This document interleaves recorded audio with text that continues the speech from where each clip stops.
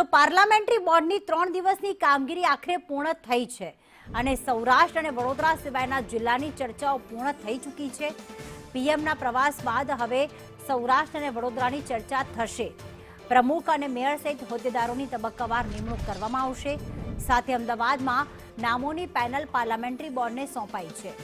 Mayor માટે હિતેશ બારોટ, ધરમસિંહ દેસાઈ, જસુ ઠાકોર અને deputy mayor પદ માટે અંજુ શાહ, જેમિની દવેનું નામ આપવામાં આવ્યું છે। પક્ષના નેતા માટે પરેશ પટેલ, જસુ ઠાકોરના નામ પણ અપાયા છે, જ્યારે સ્ટેન્ડિંગ ચેરમેન પદે પરેશ લાખાણીનું નામ આપવામાં આવ્યું છે। આ ઉપરાંત કમલેશ પટેલ, જૈનિક વકીલના નામ પણ આપવામાં આવ્યા છે। સાથે દંડક પદે અતુલ મિશ્રાનું નામ આપવામાં આવ્યું છે। 3 દિવસીય સીએમના નિવાસસ્થાને જે પાર્લામેન્ટરી બોર્ડની બેઠક મળી, પરંતુ સૌરાષ્ટ્ર અને વડોદરાની ચર્ચા હજી બાકી છે। પીએમ મોદી આવતીકાલથી ગુજરાતની મુલાકાતે આવી રહ્યા છે। તેમના પ્રવાસ બાદ અન્ય 2 જિલ્લાઓની ચર્ચા કરવામાં આવશે।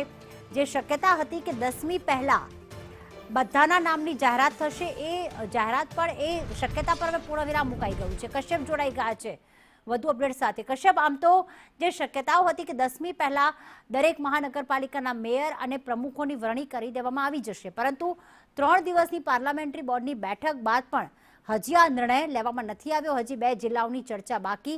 શું વિગતો સામે આવી આ અંગે? પાર્લામેન્ટરી બોર્ડની 3 દિવસની કામગીરી છે તે પૂર્ણ થઈ ગઈ છે અને હવે આગામી કામગીરી છે તે 12 તારીખ બાદ હાથ ઉપર લેવામાં આવશે। સોમનાથ ખાતે પીએમ મોદીનું આગમન થઈ રહ્યું છે, સાથે જ વડોદરાનો પણ તેમનો કાર્યક્રમ ગોઠવાનો છે, જેને પગલે સૌરાષ્ટ્રના જે જિલ્લાઓ છે ત્યાંના જે નેતાઓ છે ભાજપના, તે સાથે વડોદરા શહેર અને જિલ્લાના જે નેતાઓ છે તે વ્યવસ્થાની કામગીરીમાં લાગેલા છે, જેથી તે બંને વિસ્તારની ચર્ચા છે તે પીએમના પ્રવાસ બાદ ગોઠવવામાં આવનાર છે।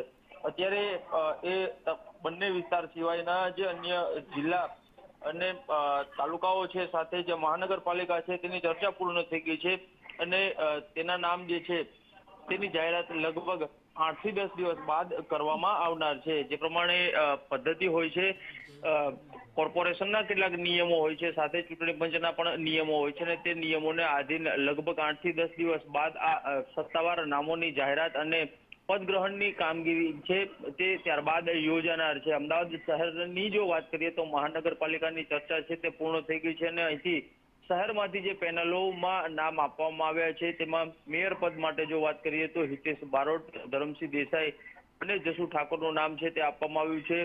મહત્વની બાબત આમાં એ છે કે જસુ ઠાકોરનું નામ પક્ષ નેતા તરીકે પણ આપવામાં આવ્યું છે। તો આ સિવાય ડેપ્યુટી મેયરની જો વાત કરીએ તો જૈમિની બેન દવે કે જે ખોખરાથી ચૂંટાઈને આવ્યા છે તે, અને અંજુબેન શાહ જે સાબરમતી વોર્ડથી ચૂંટાઈને આવ્યા છે, તે બંનેના નામ છે તે આપવામાં આવ્યા છે ડેપ્યુટી મેયર પદ માટે। દંડકની જો વાત કરીએ તો ચાંદખેડા વોર્ડ આ વખતે ભાજપે પેનલ જીતી છે અને અતુલ મિશ્રાનું નામ દંડક પદ માટે આપવામાં આવ્યું છે। સામાન્ય રીતે ભાજપ દ્વારા જે આ મુખ્ય 5 હોદ્દાઓ પર વરણી કરવામાં આવતી હોય છે, તેમાં જાતિગત અને વિસ્તારની વ્યવસ્થા જે છે તેનું સંકલન કરવામાં આવે છે અને ત્યારબાદ જ આ નામોની જાહેરાત છે તે કરવામાં આવે છે। અમદાવાદ શહેરમાં આ વખતે મેયર માટે ઓબીસી રિઝર્વ સીટ મેયર પદ માટે આવેલી છે। આવા સંજોગોમાં અન્ય હોદ્દાઓ ઉપર અન્ય કાસ્ટ છે તેમાંથી આ નેતાઓ છે તેની પસંદગી કરવામાં આવશે।